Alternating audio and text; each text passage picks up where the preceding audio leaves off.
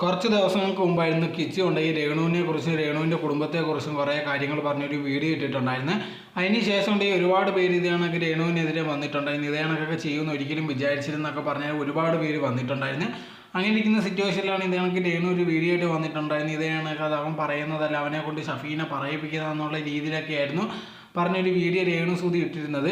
അതിന് ലേറ്റസ്റ്റ് ആയിട്ടുള്ള ഈ മറുപടി ആയിട്ട് ഇപ്പോൾ കിച്ചു രംഗത്ത് വന്നിട്ടുണ്ട്. ഒരുപാട് പേരുണ്ട് ഈ തനിക്കെതിരെ ഇതിനൊക്കെ മോശമായിട്ട് പറയുന്നുണ്ട്, താനുണ്ട് ഈ തിരിഞ്ഞതാണ് അല്ലെങ്കിൽ അങ്ങനെ എങ്ങനെയാണെന്നുള്ള രീതിയിലൊക്കെ പറയുന്നുണ്ട്. അങ്ങനെ ഒന്നുമല്ല, താനുണ്ട് ഇത്രയും നാൾ അനുഭവിച്ച കാര്യങ്ങളാണ് നേരിട്ട് പറയുന്നത്, ബാക്കിയുള്ളവർക്ക് അറിയത്തില്ല.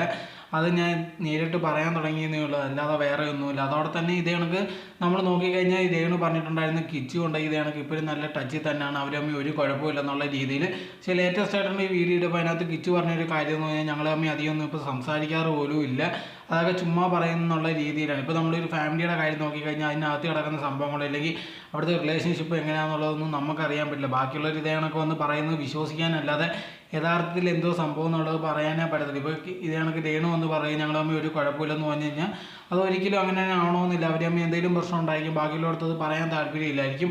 എന്തായാലും ഇപ്പോൾ കിച്ചു ലേറ്റസ്റ്റ് ആയിട്ട് വന്ന് പറഞ്ഞൊരു കാര്യം എന്ന് പറഞ്ഞാൽ താൻ പറഞ്ഞ എല്ലാ കാര്യങ്ങളും സത്യമാണ്, അത് ആർക്ക് വേണമെങ്കിലും ചെക്ക് ചെയ്യുന്നതാണ്. പക്ഷേ ഒരു കുഴപ്പമില്ല, താൻ ആരെങ്കിലും പറയുന്നത് കേട്ടിട്ടോ അല്ലെങ്കിൽ അല്ലാതെ ഒന്നും പറയുന്നതല്ല, തനിക്ക് അനുഭവിച്ച കാര്യങ്ങളാണ് തുറന്നു പറഞ്ഞതെന്നായിരുന്നു കിച്ചു പറഞ്ഞിട്ടുണ്ടായിരുന്നത്.